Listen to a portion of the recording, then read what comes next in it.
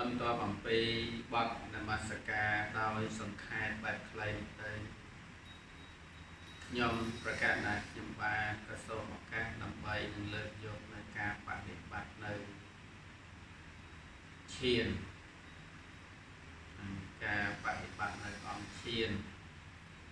នឹងយកមកសម្ដែងប្រកេននឹងចែកជូនញាតិញោមនិងពុទ្ធបរិស័ទទាំងអស់សម្ដាប់ប្រកបដោយសេចក្តីជ្រះថ្លាដូចតទៅនៅក្នុងឱកាសពេលនេះគឺដើម្បីនឹងធ្វើឲ្យការបដិបត្តិនឹងមានការរីកចម្រើនហើយឲ្យបានច្បាស់លាស់ទៅតាមព្រះពុទ្ធដីកានិងហើយក៏អាចញ៉ាំងនៅប្រយោជន៍ដល់សាធុជនទាំងឡាយយុគីទាំងឡាយដែលមានសេចក្តីជ្រះថ្លាក្នុងការប្រព្រឹត្តបដិបត្តិនៅក្នុងពុទ្ធសាសនានេះដើម្បីឲ្យមានភាពរីកចម្រើនមានប្រយោជន៍សម្រាប់ទាំងខ្លួនឯងក៏ដូចជាប្រយោជន៍សម្រាប់ជននៅជុំវិញខ្លួនយើងផងសម្រាប់ប្រយោជន៍សត្វលោកទាំងឡាយផងដូច្នេះដើម្បីឈានប្រយោជន៍ទៅកាន់ទីដទៃដល់សត្វលោកផ្សេងទៀតក៏យើងត្រូវធ្វើប្រយោជន៍ចំពោះខ្លួនឯងជាមុនដែរព្រោះអ្នកបដិបត្តិធម៌ស្វែងរកប្រយោជន៍ពិតប្រយោជន៍ហ្នឹងគឺសំដៅទៅលើការរួចផុតចាកនៅសេចក្តីទុក្ខនៅក្នុងវដ្តសង្សារហ្នឹងមិនទៅទីដទៃទេបុគ្គលដែលអាចធ្វើប្រយោជន៍បានគឺបុគ្គលដែលធ្វើឲ្យខ្លួនឯងរួចផុតអំពីអន្លង់កាមផុតអំពីអន្លង់ភពផុតអំពីអន្លង់អវិជ្ជាផុតអំពីអន្លង់ទិដ្ឋិអន្លង់កាមអន្លង់ភពអន្លង់អវិជ្ជានិងអន្លង់ទិដ្ឋិហ្នឹងណាអន្លង់ទិដ្ឋិហ្នឹងគឺញាតិញោមទាំងឡាយត្រូវប្រឹងខំបដិបត្តិស្វាត់ជាយនៅព្រះកម្មដ្ឋានឲ្យបានហ្មត់ចត់ពីព្រោះបើមិនដូច្នោះទេយើងនៅតែជាប់ក្នុងអន្លង់ដដែលព្រោះអន្លង់នេះមិនមែនឆ្លងផុតដោយអវិជ្ជាទេអន្លង់កាមឆ្លងផុតដោយបញ្ញាអន្លង់ភពឆ្លងផុតដោយបញ្ញាអន្លង់អវិជ្ជាឆ្លងផុតដោយបញ្ញាឃើញទេអន្លង់ទិដ្ឋិឆ្លងផុតដោយបញ្ញាដូចគ្នាចឹងយើងត្រូវបង្កើនសតិស្មារតីនិងបញ្ញាឲ្យឃ្លាវខ្លាជាមុនទើបយើងមានឱកាសឆ្លងនៅអន្លង់ហ្នឹងបានចឹងតើអ្វីដែលជាឧបការៈដែលឲ្យកើតបញ្ញាឃ្លាវខ្លាទៅបានគឺមានកម្មដ្ឋាន2ដែលជាឧបការៈធំសម្រាប់យើងធ្វើជាស្ពានចម្លងណាចឹងកម្មដ្ឋានធំ2ហ្នឹងមានអ្វីខ្លះទី1គឺសមថកម្មដ្ឋានជាកម្មដ្ឋានមួយធ្វើសេចក្តីឲ្យបានស្ងប់យុគីអ្នកបដិបត្តិជាយាមបដិបត្តិនៅក្នុងសមថៈហ្នឹងគឺធ្វើចិត្តយើងឲ្យបានស្ងប់រងាស់នៅអារម្មណ៍ផ្សេងតាំងពីការប្រព្រឹត្តបដិបត្តិនៅដំបូងរហូតបានដល់ឧបចារៈនៃសមាធិរហូតបានដល់អបណានៃសមាធិជាដើមចិត្តលែងរង្គើលែងញាប់ញ័រហ្នឹងទើបមានឱកាសដែលយើងឈានទៅរកបញ្ញាហើយយើងត្រូវពង្រឹងបញ្ញាទៀតតែយើងគួរពង្រឹងយ៉ាងដូចម្ដេចដើម្បីឲ្យឃ្លាវខ្លាឆ្កានៅបណ្ដាញកិលេសនិងតណ្ហានឹងបានដូច្នេះយោគីដែលបានដឹងអំពីរបៀបនៃការបដិបត្តិទាំងឡាយនឹងឯងគឺឈ្មោះថានឹងអាចធ្វើប្រយោជន៍សម្រាប់ខ្លួនឯងនៅពេលដែលយើងឆ្លងផុតនៅ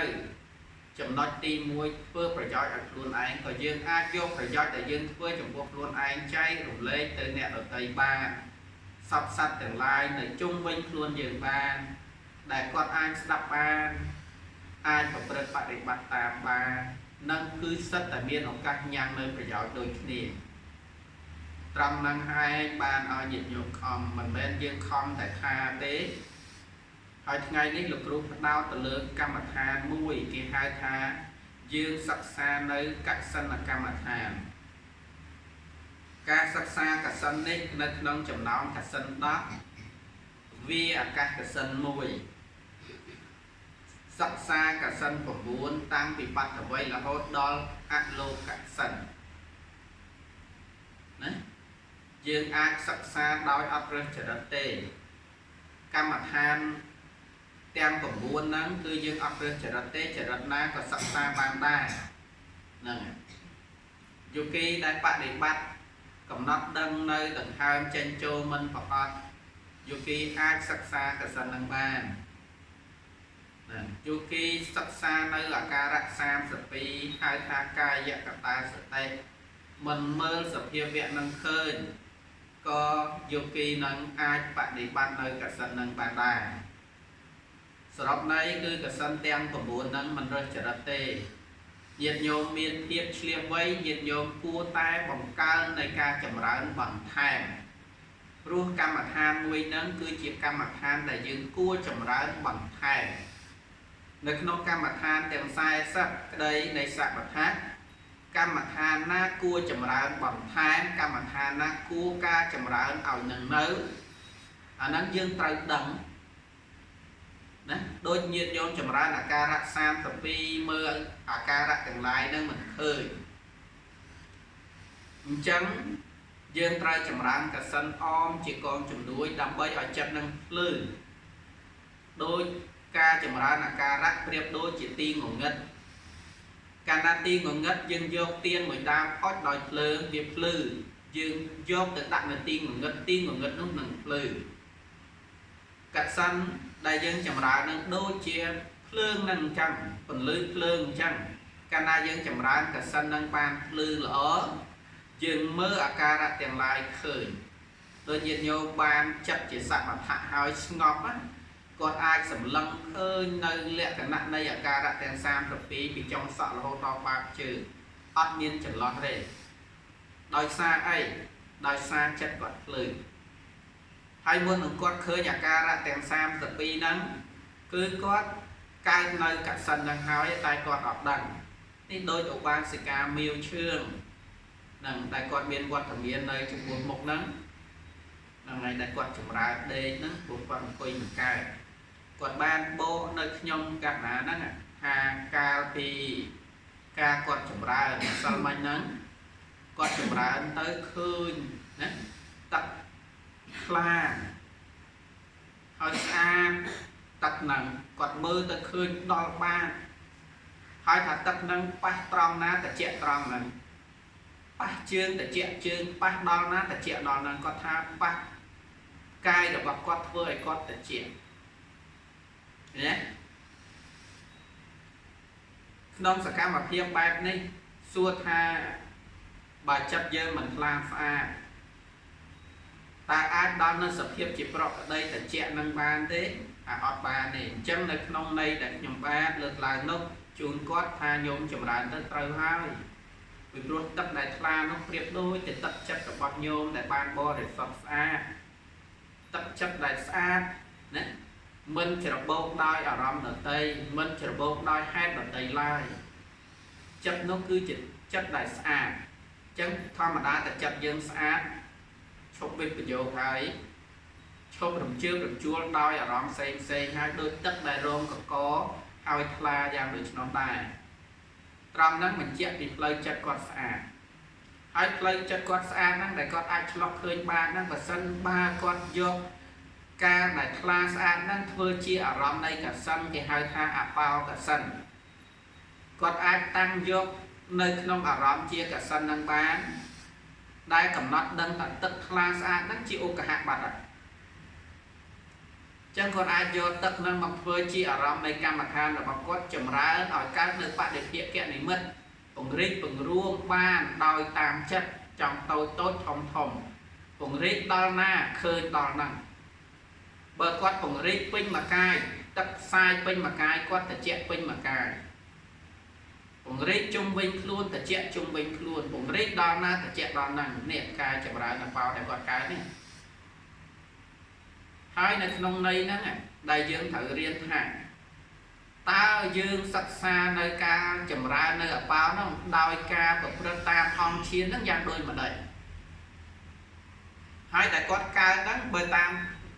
ការជាក់ស្ដែងដូចញោមបាត់ដឹងថាហ្នឹងគេហៅអង្គឈានមិនផងប៉ុន្តែដោយអំណាចនៃសេចក្តីជ្រះថ្លាការតម្កល់សតិតាមនៅខ្យល់រលឹកដឹងនៅខ្យល់រហូតដល់ចិត្តហ្នឹងឡើងកាន់ដល់ឧបចារនៃសមាធិក៏និមិត្តនឹងត្រូវបានប្រកបឡើងជាអារម្មណ៍អង្គឈានក៏ត្រូវបានកើតឡើងតាមលំដាប់តាំងពីថ្នាក់បឋមឈានឡើងទៅរហូតដល់បញ្ចមឈានឬក៏ចតុតឈានបើសិក្សានៅក្នុងឈាន4នេះដែលគាត់ប្រព្រឹត្តទៅដល់ឈានហ្នឹងតែគាត់អត់ដឹងទេព្រោះគាត់អត់ដឹងថាហៅអីតែនៅក្នុងគណៈចិត្តដែលគាត់ឃើញទឹកនឹងហ្នឹងគាត់មិនទាន់ឈានទៅដល់អបបណ្ណានៃឈានទេណាគាត់មិនទាន់បានទៅដល់ភាពនឹងណោទាំងស្រុងគាត់ត្រឹមតែជាឧបចារៈនៅឡើយផងគាត់នឹងទទួលលទ្ធផលដូចគាត់មានប្រសាទរួចទៅហើយគាត់ថាដូចជាស្ងប់មានសេចក្តីសុខផ្លូវកាយនិងផ្លូវចិត្តពិតប្រាកដហើយខ្ញុំបានក៏ជំរាបដែរថាញោមកុំតោងអ្វីដែលបានឃើញបានដឹងបានឮត្រឹមតែឃើញដឹងឮសិនទៅបើកំណត់ដឹងថាទឹកឲ្យដឹងថាទឹកសិនទៅនឹងរក្សាអារម្មណ៍នឹងឲ្យជានិច្ចជានិរន្តរ៍ប្រព្រឹត្តដោយអំណាចបក្សីឲ្យស្ទាត់ម៉ោងណាពេលណាមិនបាច់គិតអីនឹករកអារម្មណ៍នឹងឲ្យវាកើតឡើងដូចម្សិលមិញខ្ញុំប្រាប់ថាញោមចម្រើនដល់ចំណុចហ្នឹងចម្រើនលើកក្រោយញោមតម្កល់ចិត្តបញ្ជូនចិត្តឲ្យដល់ចំណុចហ្នឹងតែហ្មងដែរគិតនឹករកអារម្មណ៍នៅក្នុងចំណុចហ្នឹងបើថាមិនឃើញទេយើងបរិកម្មគេហៅថាបរិកម្មនិមិត្តនឹកមិនឃើញម្សិលមិញនឹកឃើញទឹកហ្នឹងអញ្ចឹងនឹកឃើញបរិកម្មទឹកទៅទឹកហ្នឹងក៏ត្រូវបានប្រកបឡើងកាលណាបានប្រកបឡើងយ៉ាងដូច្នោះយើងរក្សាអារម្មណ៍ដឹងនៅក្នុងទឹកហ្នឹងរហូតដល់ប្រកបដោយឧកហនិមិត្តគេហៅនិមិត្តជាប់ភ្នែកពេលឧកហនិមិត្តជាប់ភ្នែកហ្នឹងបានហើយយើងត្រូវសម្លឹងមើលទៅក្នុងទឹកហ្នឹងទៀតដែលប្រកបថាជាទឹកហ្នឹងគឺគេហៅឧកហៈរហូតដល់យើងពង្រីកទឹកហ្នឹងឲ្យធំទឹកហ្នឹងឲ្យទូចទំហំប៉ុណ្ណាក៏បានចង់ឲ្យឡើងឲ្យខ្ពស់ឲ្យទាបគឺតាមចិត្តយើងបាននឹងគេហៅបរិភាគៈនិមិត្តកាលណាយើងបរិចឲ្យកាន់តែធំទៅសភាពទឹកហ្នឹងមិនមែននៅសភាពហ្នឹងដដែលទេគេហៅថានៅក្នុងសភាពដើមនេះចិត្តយើងក៏ឈានឡើងដល់កាន់បឋមឈានយល់ទេញោមហ្នឹងហើយព្រោះកាលណាយើងពង្រីកសាយភាយខ្លាំងទៅចិត្តរបស់យើងហ្នឹងវាត្រូវឆ្លងផុតអំពីវិតកៈជាដើមនេះឆ្លងផុតអំពីវិតកៈគឺស្មើនឹងចិត្តរបស់ញោមដល់ទុតិយឈានបានន័យថាយើងអត់បានវិតកៈហ្នឹងគឺមានសេចក្តីថាគងអារម្មណ៍យើងក៏ប្រើពាក្យត្រេះរិះណាគេហៅថាគងអារម្មណ៍តែយើងរកពាក្យទឹកមិញហ្នឹងនឹងស្មើនឹងគងអារម្មណ៍ហើយដល់ពេលកាលណាយើងផ្ដាច់ផុតពីការគងអារម្មណ៍ព្រោះនិមិត្តនឹងប្រកបហើយអញ្ចឹងក៏យើងឈានទៅដល់ទុតិយឈានយើងអត់បានគិតរឿងវិតកៈអីទៀតទេដល់វិចារៈគេហៅត្រេះរិះហ្នឹងអត់មានត្រេះរិះណាឆ្ងាយក្រៅអំពីកម្មដ្ឋានដែលយើងរៀនហ្នឹងឯងទឹកហ្នឹងទេចឹងរក្សាការត្រេះរិះទឹកដែលញោមកំណត់លក្ខណៈរបស់ទឹកនឹងបានហ្នឹងគេហៅត្រេះរិះហើយពេលណាកំណត់នឹងបានត្រេះរិះមើលថាអូទឹកហ្នឹងវាអញ្ចឹងថ្លាយ៉ាងនេះថ្លាយ៉ាងនោះក៏រក្សាចិត្តនឹងមិនវិពយោគជាមួយនឹងក៏រក្សាចិត្តនឹងឡើងកាន់មួយកម្រិតទៀតឆ្លងផុតអំពីការត្រេះរិះក៏ដល់នៅតតិយឈានគឺបៃតៈណាតតិយឈាននឹងកើតឡើងដោយបៃតៈហ្នឹងគឺមានសេចក្តីថាឆ្អែតកាយឆ្អែតចិត្តដូចញោមដែលគាត់បានឃើញផ្សាយទៅហ្នឹងណា cứ sai đó là ta chẹt đó nhưng khơi thà quạt bàn cài lại nó ta chẹt quên mà cài ấy rồi còn ta chẹt trầm bẹt cả ta luôn mà riêng luôn ấy trong tay tam sập hiệp chẹt đây bọn vô kỳ đó chân tới có nơi ta chậm rãi mình cho chậm biển rồi tham mà ta sọc sườn nó bên mình chia tầm nó sai để cho phải ná việc con ta chỉ hẹnในការចាប់ផ្ដើមគ្រាន់តែជាមេរៀនមួយសម្រាប់ចាប់ផ្ដើមដើម្បីពង្រឹងសតិនិងស្មារតីបញ្ញាយើងនេះឲ្យស្គាល់តាយើងអត់ឲ្យជំពាក់ទេណាព្រះអង្គអត់ឲ្យជំពាក់ទេបើវាតិចទៅស្រួលទៅកុំយកមកធ្វើជាអារម្មណ៍ពីព្រោះអាការតិចស្រួលហ្នឹងវាជាសភាវៈធម៌ដែលវាកើតឡើងតាមធម្មជាតិទេតែអ្វីសំខាន់គឺយើងដឹងនៅគោលដៅនៃកម្មដ្ឋានរបស់យើងចឹងនៅពេលដែលយើងសិក្សានៅក្នុងសកម្មភាពបែបហ្នឹងបៃតេក៏បានឆ្អែតកាយឆ្អែតចិត្តសុខៈក៏បានមកដល់កន្លែងហ្នឹងនិយាយតាច្រើនតោសុខៈហ្នឹងដល់ចតុតឈានបាត់ហើយសុខៈហើយឯកកតាអមជាមួយគេហៅសុខៈឯកកតាហ្នឹងនៅក្នុងចតុតឈាននៅពេលដែលសុខៈហ្នឹងឆ្លងផុតឯកកតារហូតដល់ឧបេក្ខាឯកកតាឧបេក្ខាឯកកតានឹងឯងគេហៅថាបញ្ចមឈាននេះដែលលោកគ្រូឲ្យញាតិញោមតម្កល់រកឧបេក្ខាឯកកតាដែលលោកគ្រូឲ្យញាតិញោមតម្កល់ឧបេក្ខាឯកកតាហ្នឹងគឺស្មើនឹងយើងអបបណ្ណានៃអបបណ្ណានៃឈានរបស់យើងគឺបានន័យថាយើងសម្លឹងនៅចិត្តរបស់យើងហ្នឹងឲ្យនឹងតម្កល់ចិត្តហ្នឹងឲ្យនឹងនៅពេលដែលញាតិញោមបានដល់កន្លែងហ្នឹងបានយើងដឹងថាការសិក្សាសេចក្តីស្ងប់ពិតប្រាកដនៅទីណាសេចក្តីស្ងប់ពិតប្រាកដមិនមែនទៅនៅtrongច្រមុះទេសេចក្តីស្ងប់ពិតប្រាកដនៅតែចិត្តតែពីព្រោះការកើតឡើងនៃសង្ខារធម៌ទាំងឡាយគឺនៅចិត្តមិនមែនទៅនៅtrongច្រមុះទេtrongច្រមុះចាត់ទុកថាជាបឋមឈានសម្រាប់ញាតិញោមរៀនថ្មីគេឲ្យយកសតិរលឹកដឹងនៅtrongច្រមុះឬលើរឹមបបោមាត់កាលណាយើងចម្រើនយូរទៅការដឹងខ្យល់នឹងយូរទៅវាមានការវិវត្តអស់ទៅខ្យល់នឹងវាត្រូវរលត់នៅឯចិត្តឯនេះទេវាអត់មាននៅលើទេយល់ទេហ្នឹងហើយតែគ្រាន់តែថាវាអស់អំពីខាងចុងច្រមុះនឹងមកវាខ្សោយរហូតដល់ស្ងប់ភ្លឹបនៅចិត្តដែរអញ្ចឹងនៅចិត្តនេះឯងគឺជាលេនដ្ឋាន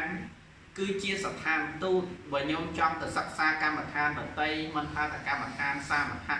40នឹងទេឬក៏វិបស្សនាកម្មដ្ឋានក៏គប្បីចូលដល់នឹងសន្តានសូម្បីតែញាតិញោមបានចម្រើនថ្នាក់ដោយវស័យដោយឧបេក្ខាឯកកតានឹងហើយឲ្យថ្នាក់ដោយវស័យចឹងពេលណាញោមចង់ចម្រើនកម្មដ្ឋានទីតីអត់ពិបាកអីហើយអត់ពង្វែងទេហើយក៏យើងអត់តក់ស្លុតនៅពេលដែលយើងជួបឧបសគ្គដែរជាពិសេសរៀនស្លាប់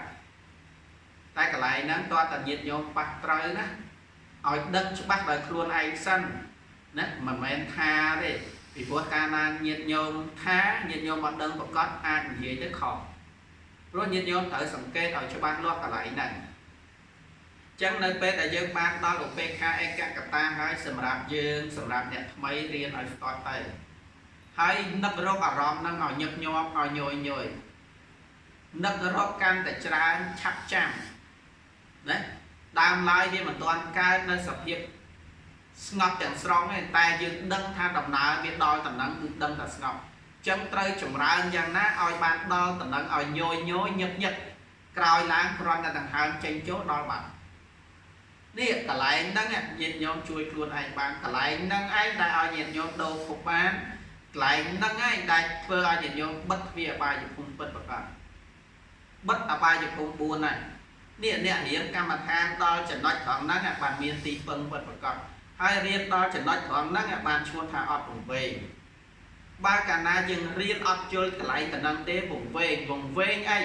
ពង្វេងតោងប្រកាន់មមសភាវៈពង្វេងតោងប្រកាន់មមនិមិត្តប្រកាន់មមនិមិត្តប្រកាន់មមនឹងសភាវៈនឹងឯងដែលធ្វើឲ្យញាតិញោមកន្លក់នៅអារម្មណ៍ឡប់នៅពធនេះរឿងពិតណាញោមចឹងកន្លែងហ្នឹងលោកគ្រូនឹងរំលឹកសារឡើងវិញគ្រាន់ថានេះទៅលើកឡើងមកតាមលំដាប់លំដោយឲ្យលោកគ្រូនឹងត្រឡប់មកសារទៀតដើម្បីលើកសារឡើងវិញដើម្បីឲ្យញាតិញោមយល់អ Mày nắng đại sa nhom chuột chỉ muối những ca bộ sai rồi bao nhiêu mà ba sẽ ca miêu chương đòi cho học báo chia mình to này mấy cầm hàng rồi còn đây cầm hàng này tại ca chia đây nhom bác trong vòng riêng lòng pi bắt vậy nè lấy lên vô bắt vậy xa làng vĩnh đầm bây giờ nhiều nhom chuột chân các bắt vậy có chầm ra chân học báo có chầm ra chân cả sân tem và muốn có kia chầm ra chân này hai thời trăm tiết ha ca chậm rãi cả sân khóc kia trong bồ để cam nâng cung hạ thì mất tay phần nâng ấy chậm nay ai bạn để phía kia thì mất đôi kia đẹp học rồi đấy của bạn để phía kia thì mất nơi nông alo cả sân này chân thì mất khóc thoáng cung cả hạ tê có hôm so lương khiêu ai chỉ đam nó không thoáng bồ để cam nâng cung cả hạ ấy rồi đấy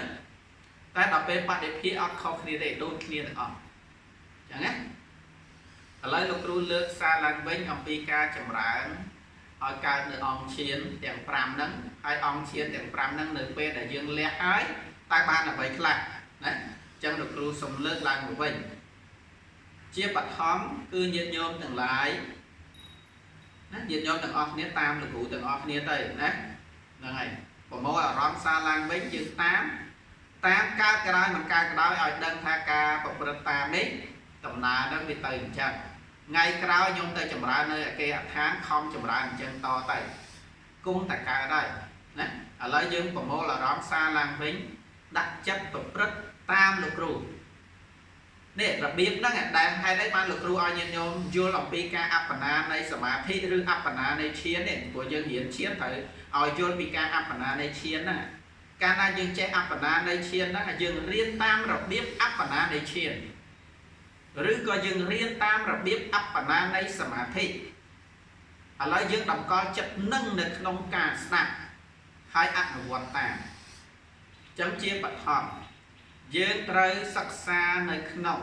បដ្ឋវ័យកសិនបដ្ឋវ័យគឺដីយកដីធ្វើជាកសិន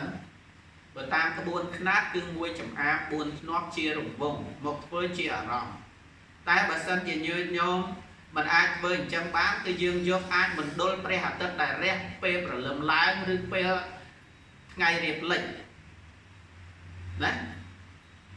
qua cả hòm nắng dần dần một vừa chia ở rõm chặt tục than nắng chỉ bắt hạt vây mới chia rồng vông chẳng hai dừng bo cam thả đây đấy nhìn nhóm thơ thằng ọc nên tới dừng riêng đấy dừng bo để cam thả đây đầm bay ở chất rồi bao dương đó viên là nông cô tay mũi này cam mặt hàn mũi năng chia rõm ban đây thả đây năng cứ dừng dược đây mà bơi chia ở rõm chỉ tua cam mặt hàn là bao giờ ấp cho rõm từ tây đây cứ dừng dược biển thả đây hai ca để khơi đây